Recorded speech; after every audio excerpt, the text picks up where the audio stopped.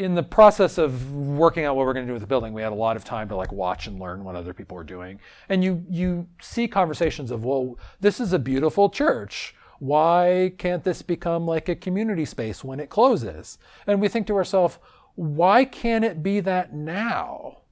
Like, why does the church sanctuary, which is the most beautiful space we have at Zion Lutheran Church in Pittsfield, why do we have to wait to close to open it up to the community?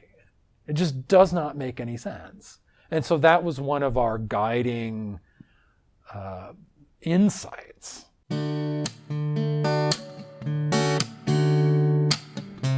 Welcome to episode 10 of the Bishop on a Bike podcast. I am Jim Hazelwood, your host for these conversations.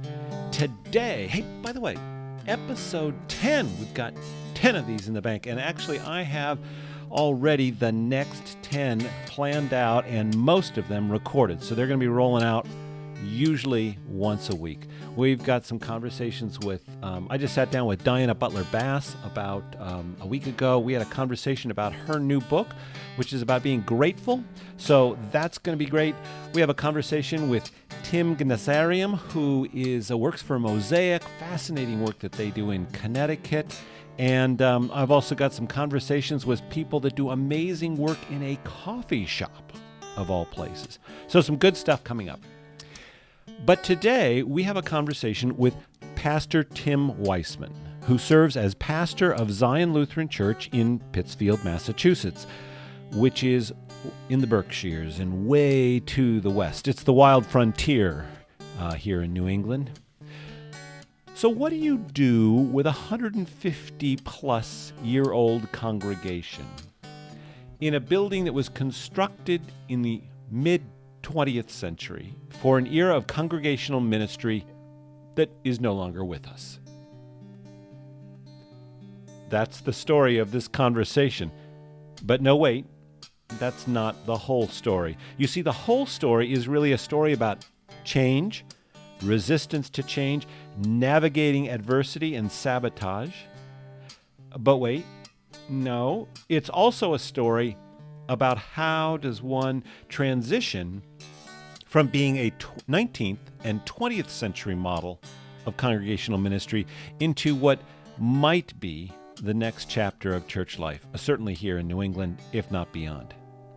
So I sat down with Tim recently to explore all this and more. I think you'll enjoy this conversation.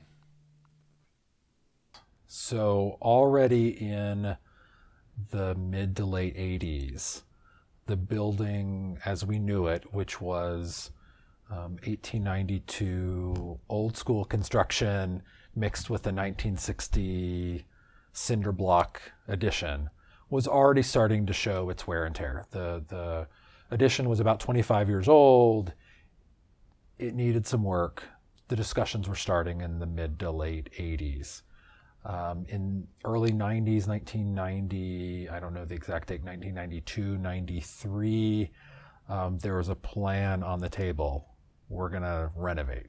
We're going to renovate the whole building. We're going to bring it up to code, do the handicap accessibility thing that we know needs to happen, so on.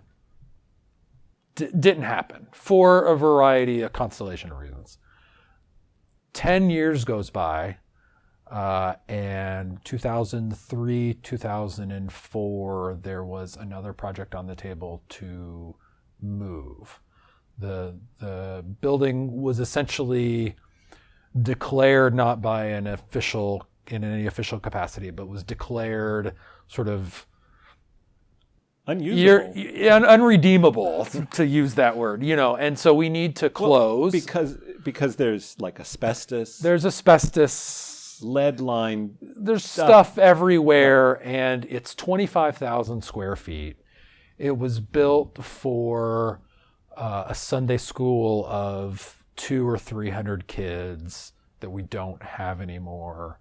It was too much. And to an extent, I agree with that notion that where do you start? And so the church at the time, the leadership was looking for land, and basically put, nothing ever materialized. And eventually that was abandoned. I think in both cases, abandoned is a strong word. The both kind of projects just sort of petered out. Right. There was just, you get to a point where, as you know, there's just, you throw so much energy into it and then there's nothing left to throw. And so 10 years later, I come around in 2011. The conversations really started in 2012. Your first call. First call. Right out of seminary. Right out of seminary. You'd had those classes in building and operational use. Yeah, I didn't know anything about any of this stuff. Nothing. So I was presented with we're not sure if we want to stay or go. That was the prevailing question in 2012. Stay or go, as in stay in the city, move to somewhere else.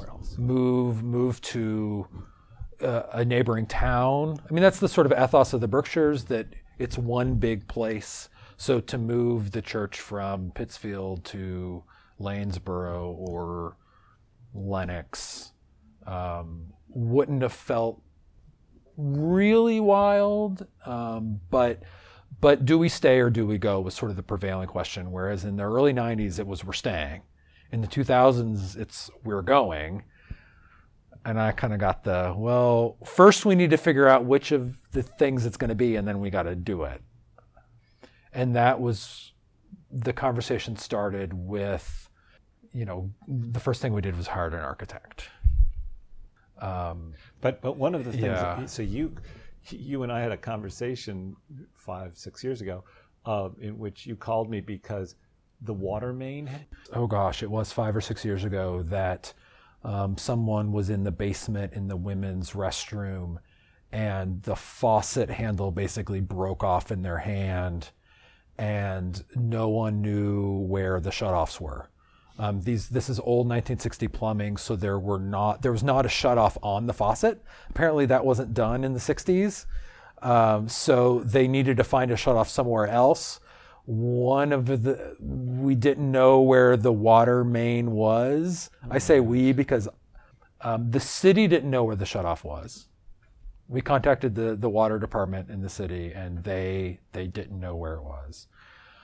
Finally, an enterprising plumber found a sort of halfway shutoff, found like a ball valve in a closet that somehow worked. It was just, and then it's just about as bad as it can get. Yeah, the basement flooded. We had to take up an asbestos tile floor. Yeah, all that good fun stuff. Yeah, and so so the building is clearly, by any observer from the outside, this is a building that something needs to happen. Right. And so you bring in an architect, and what happens? What we determined is we needed basically about 8,000 square feet, and we had 25,000 square feet. And that was the kind of thing that we had to negotiate. So if staying in this building is on the table, we have to figure out a way to use it better. We can't have, again, this is a 1960s sort of ethos of architecture at the time, that every room had its purpose. There was a room for the Sunday school library, and the only thing that would ever be in that room is the Sunday school library. There's a Sunday school superintendent's office, the only thing that would ever be in there. We had tons of rooms that had these very unitasker kind of purposes. And the one of the first things that the architect said to do is, one of the ways that we get out of that mentality of being able to use less space is that rooms have to multitask. We have to have multi-purpose rooms. We have to use rooms for more than one thing. That was hard for us. Yeah. All the time. So this is just kind of a little tiny glimpse into this massive change that the congregation had to go through to entertain this project. I mean, it's just really hard for churches to do. Right. So I I read a lot on change. All those John Cotter and all those guys just sort of devoured all that stuff. Good And stuff. It is really good stuff. And I think the biggest piece of advice that I got from a lot of those texts, which all basically say the same thing in various permutations, is that this idea of small victories and small steps, that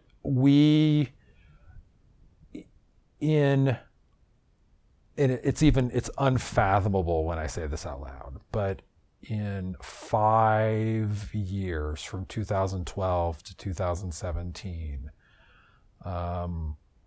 we went from a building that was falling apart in a lot of ways, not accessible, dated, inflexible sanctuary with pews, sort of a uncertain sense of mission, to in 5 years we have a building that is in pretty fantastic shape, a sanctuary that is not only gorgeous, but it's usable and flexible. We have new partnerships with the local Episcopal Church that grew out of the time when we had to move out during construction. We have a much clearer sense of mission vis-a-vis hospitality. We couldn't go from like point A to point B. There were lots and lots and lots of little steps and articulations and naming some truths along the way, that one sort of card fell after another. And So you would say it's both naming truths at the same time celebrating small victories. Yeah. Like, let's just get here. Yeah. Let's just get a meeting scheduled. Right. Let's get a meeting scheduled. I mean, I said this to someone recently, that for 5 years we had a meeting once or twice a month about the building. I have all kinds of time on my hands now. No, that's not true. But different kind of time. Different kind of time. Yeah. Can we wrap our heads around the idea that we have more space than we need? That even if we renovated 25,000 square feet, we would have nothing to do with it. What in the world? Right. So just getting people to acknowledge just getting that. That's a victory. And that's a victory. Right. If, for a second example, this was maybe 10 steps later, if we're not going to use the basement fellowship hall that is full of allergens, has no fresh air, no windows, no floor because the asbestos tile had been removed, so it was just concrete. If we're not going to use that space anymore, if we don't have that, it means that the only other space that's large for assembly in the building is the sanctuary. Could the sanctuary be that space? Of course, the first answer is no.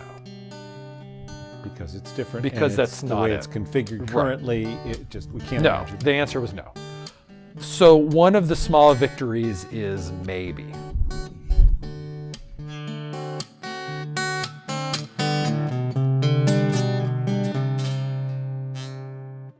So you got little victories along the way, but did you find yourself in the position of like being the only or one of the very few that saw the big picture at the end?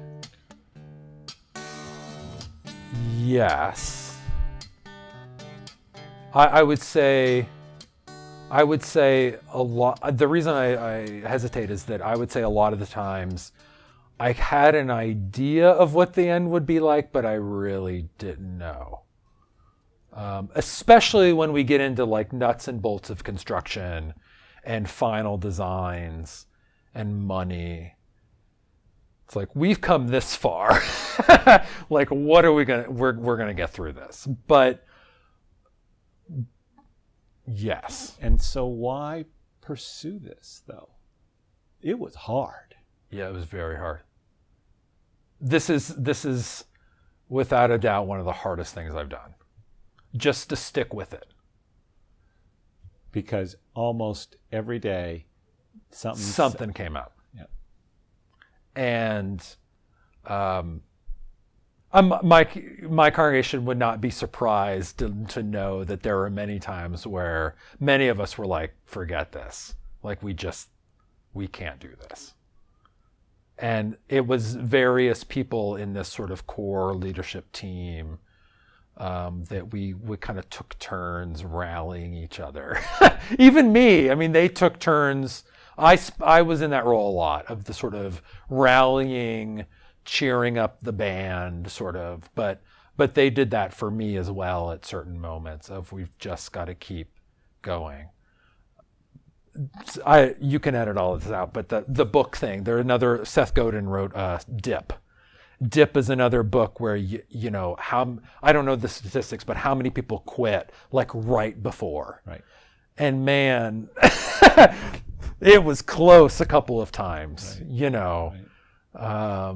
Because of so many roadblocks, whether, and some of those roadblocks specifically might be just the amount of change going from a sanctuary and a fellowship hall to a sanctuary that can act like both.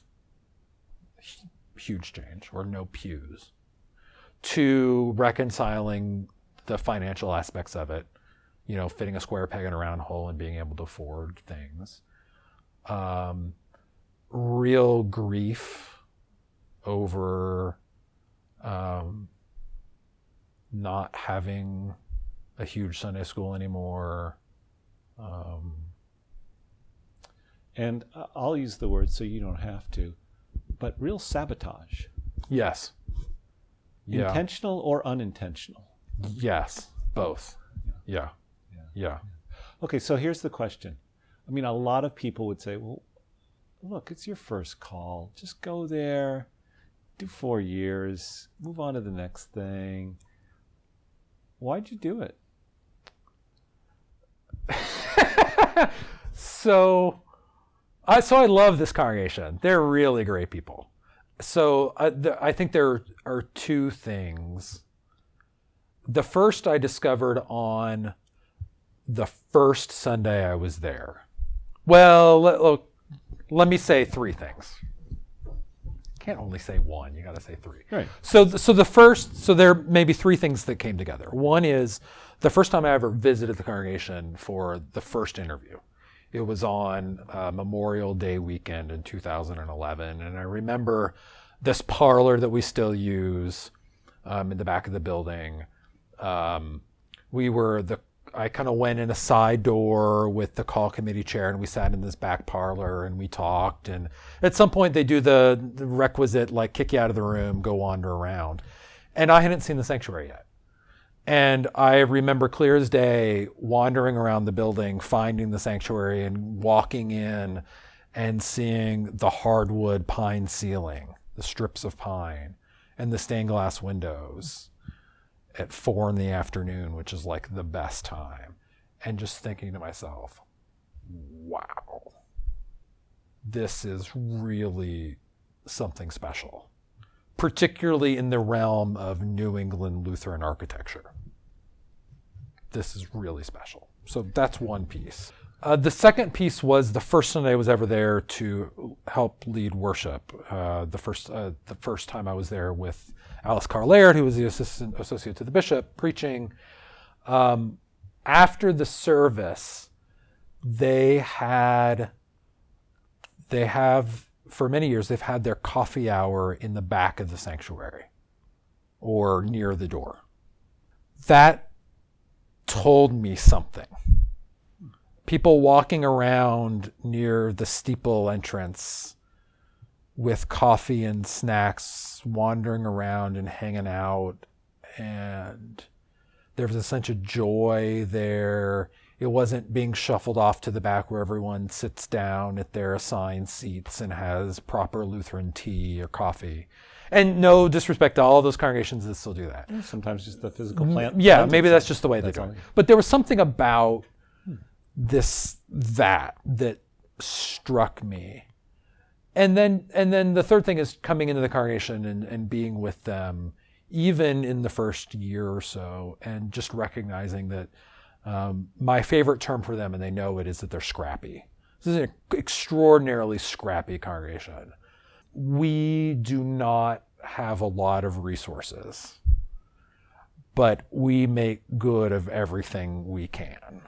And they've been that way for a long time. And part of it is I just like to see what they can do. And maybe if you twisted my arm, maybe I always kind of wondered, like, are we able to pull this off? And it was part of, I just wanted to find out. Like, I just wanted to see. I think they can do this, but will they? Will we pull this off? And they did. They did. Where is it now? What are we looking at? I mean, I've been there, but yeah. How would you describe it? In terms of space and. So what was a 5,000 square foot sanctuary, carpet, pews, pretty inflexible chancel area, big altar rail, and so on, has been replastered, repainted. We added a fire alarm, removed the pews, removed the carpet, basically a 5,000 square foot open space. And you also moved the altar. Right. Off of the platform, which was added in 1960, off of the platform that required people to go up steps. And we moved it to where the altar was originally built in 1892 underneath this stained glass window. And the table is not on a platform, just very intimate right there. But this hardwood floor, hardwood ceiling, and with the exception of the platform that leads up to the lectern and the platform that leads up to the pulpit, both of which are pretty original to the sanctuary, about 100 years old. With the exception of that, nothing's nailed down. We can pick up anything and move it anywhere within 5,000 square feet. And you do. And we do. And what are some events that you have had in there? I could pull out the entire list. Yep. So one of my favorites is the downtown Pittsfield Farmers Market, right. The winter market. The outdoor market during the summer is once a week outside in the park next to the church, the park that the church kind of has the corner of. And then once a month in the winter, they come inside and have a winter market. And that's one of the cases where we literally take everything off the floor. So we just have an empty hardwood floor, and they bring in their tables and setup and so on, and it's just a big fair. You just said the mayor's state? The state of the city, the mayor's state of the city was there. A local nonprofit had their annual meeting. Those are very similar setups.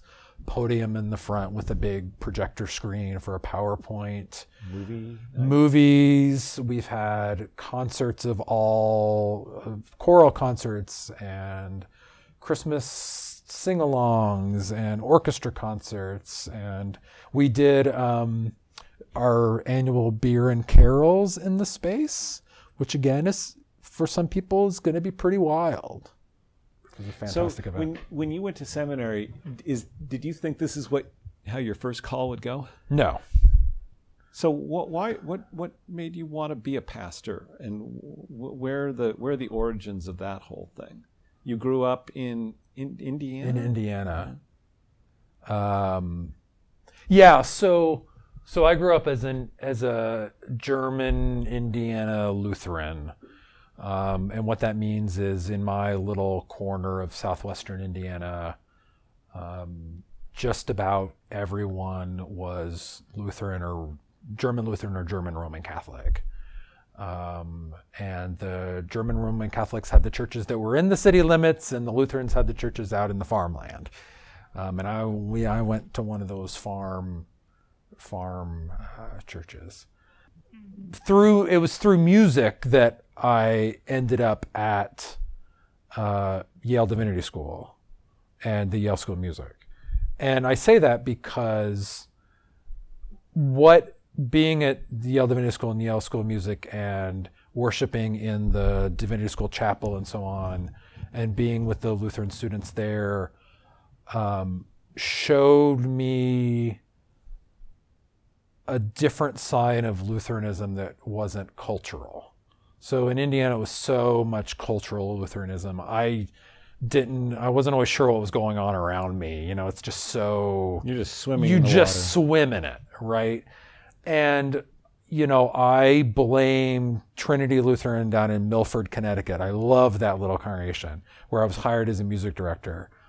But between that congregation on Sunday mornings and then the Divinity School Chapel of sort of, this is a different way of hearing and preaching and practicing gospel. I can't even still quite put my finger on it. But that's what led me to start formally at the Divinity School. And I wanted to explore that. And ultimately why I wanted to come back to New England, and not be a pastor in Indiana, which is that there's a lot less cultural Lutheranism here, just in sense of, what's a Lutheran? I thought that church was closed. Does anyone go there? And that I get into that. I get it. Right. And I can work with that. And I wanted to work with that. And that's what we have. Say more. In What is Pittsfield. that all about? Because a lot of people, a lot of Lutherans in New England lament the fact that we're less than whatever .something% of the population. But that's an edge you like to work with. Yeah. I mean, I think there's something, this has all been said before, but I think there's something about sort of being that voice of what can we say that's different.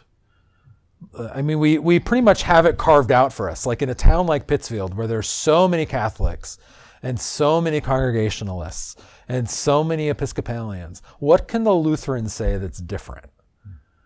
And there's lots we can say. And we are saying it in Pittsfield, and that's kind of fun. We don't want to say what everyone else is saying. There's got to be a unique contribution. And of course there is. Well, and clearly what you've done with the whole remodel and all of that is a statement. Right. That it's, Yeah. So, all right. So you're done with this building. So what's the dollar impact? And how did that all shape out? So the project was about $1.1 million. So we approached the finances from three angles. Is that we had some cash on hand. We had the capacity for a capital campaign, and we knew that a mortgage would be part of it. Well, I hope you are enjoying this conversation with Tim Weisman. Hey, before we get back to the next part, I wanted to let you know that beginning with this episode of the Bishop on a Bike podcast, we have a sponsor. I want to thank the Mission Investment Fund of the ELCA for supporting this podcast, particularly Jerry Lauro, who is the New England, New York, kind of the whole Northeast rep for them. Great guy. The Mission Investment Fund provides a number of financial services for both individuals as well as congregations. For individuals, they've got things like programs for college kids, for young children in terms of learning how to save. For congregations, they do a lot of loans, like from parking lots to solar panels to major construction. So you can learn more about the Mission Investment Fund by going on this new thing called the World Wide Web. I don't know if you have heard of it. Anyway, just go to mif.elca.org. And thanks, Jerry, for helping to make this possible. Okay, let's get back to our conversation with Tim Weisman. So I want to just tell a very quick story to kind of get at where the congregation is now and then hear your reflections. And you know this because I told this to you. So I was there was it September for the dedication? Yep. Yeah. So I'm there for the dedication in September, and I preach, and afterwards I'm leaving, and there's two people in the entryway, which is now handicap accessible and so forth. And this one person says to me, "Now that we're here, I'm glad. But I was one of those people that was opposed to this from the very beginning and all along the way. And I thought, there it is. I mean, that's change. That's the whole change process. And at least at that day, I don't know anything other than that particular person had come around full circle. So Yeah. Is that where the congregation is for the most part? I would say for the most part. Yeah. There was a small but vocal minority that was pretty opposed to everything. And I wouldn't say that, I don't want to sort of generalize and say they've all come around. I don't think that's true, but I think that even some of them, they get it. They get why we did it, even if they don't love it. Mm-hmm. I will say that one of the things that surprised me was when we first moved back into the building. We were gone for 7 months, worshiping with an Episcopal church down the street. When we got back, everything's pretty and beautiful. It was really rocky getting started. Things weren't working right. Problem with the sound system and door openers not working, and very typical of new construction or renovation. But there were a few, and I might even count myself in this. There are a few of us when we first moved in where things were going so poorly that we're like, why did we do this? Now those are all almost universally gone. But there were a couple, it was probably 2 months worth, where like doors weren't opening and there were still things breaking, and there were some people who were more distant from the project but still very much in love with it, that they were starting to question, why did we do this? It was pretty scary for a minute. But we got over that too. That's another one of those dip things where we just gotta hold.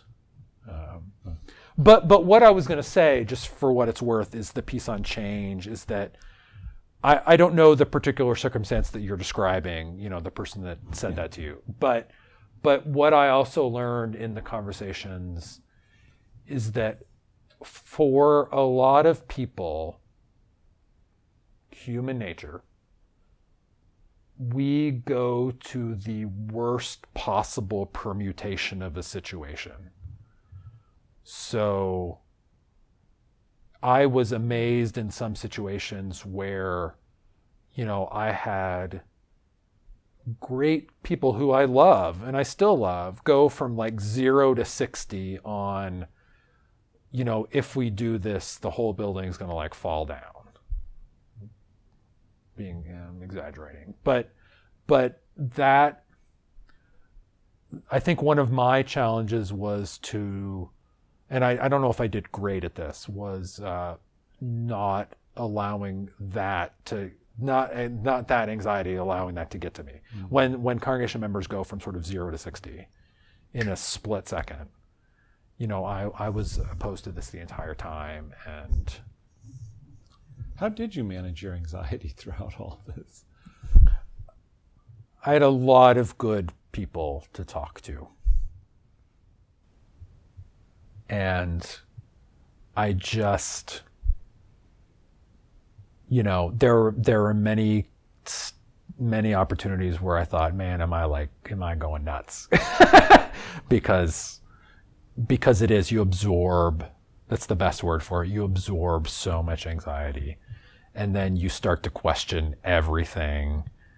And, that's why quitting, and I'm not necessarily talking about leaving the call, but quitting what we're doing was so appealing, because it would feel like sort of flushing out all of that anxiety, that we wouldn't have to worry about it anymore.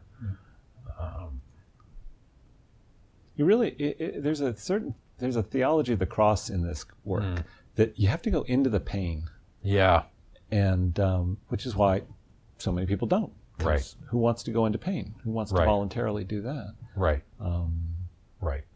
I can't imagine this having gone any other way.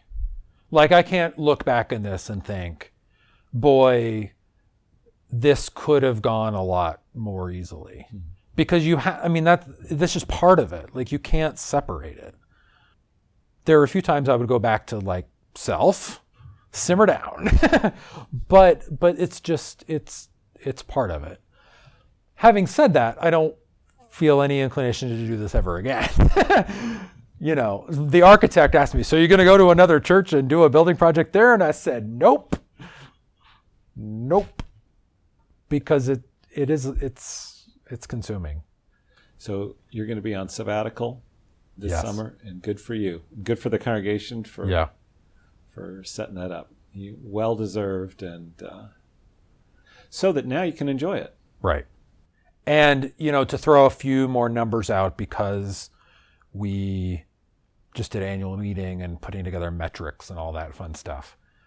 There were roughly 180 days between when we opened July 2nd and December 31st. And out of those 180 days, that room, particularly the sanctuary, which was the biggest change, was used for 130 of them.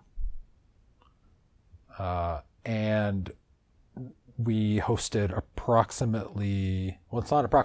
we hosted within those days 90 non-worship events.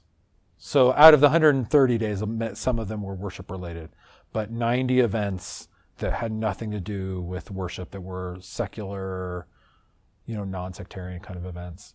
And we estimate that 4,500 people came into the building in just 6 months. So in 2018, which is already, picking up speed, we're estimating that we're looking at close to 200 events and 12,000 people. And with that is engagement with the community. Exactly.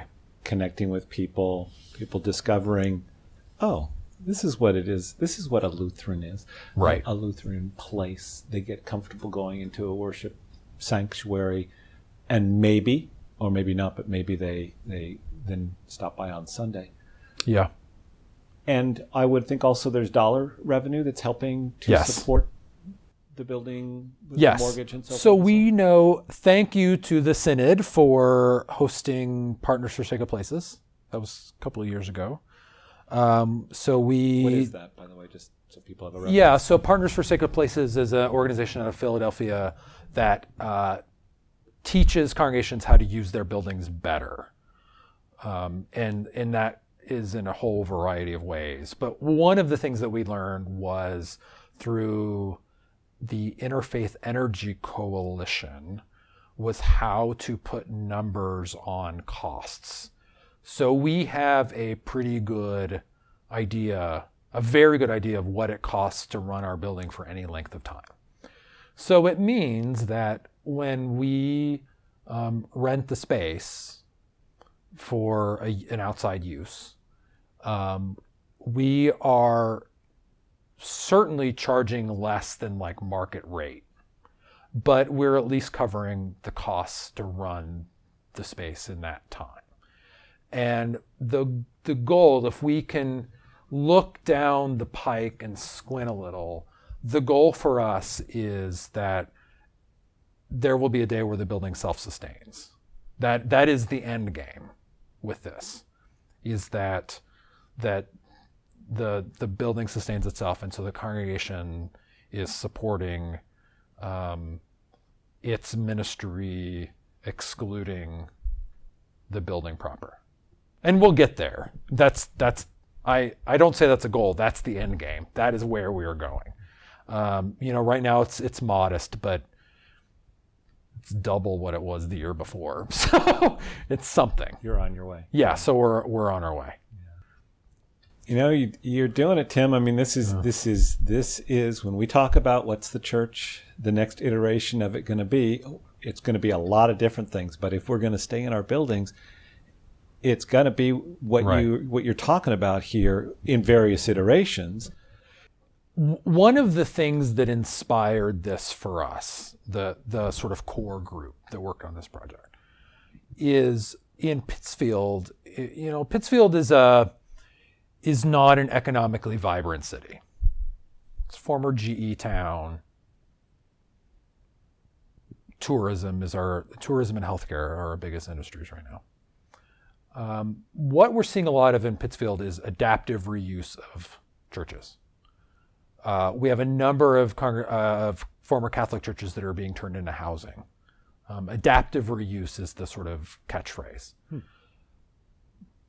This, in the process of working out what we're going to do with the building, we had a lot of time to watch and learn what other people are doing. And you see conversations of, well, this is a beautiful church. Why can't this become like a community space when it closes? And we think to ourselves, why can't it be that now?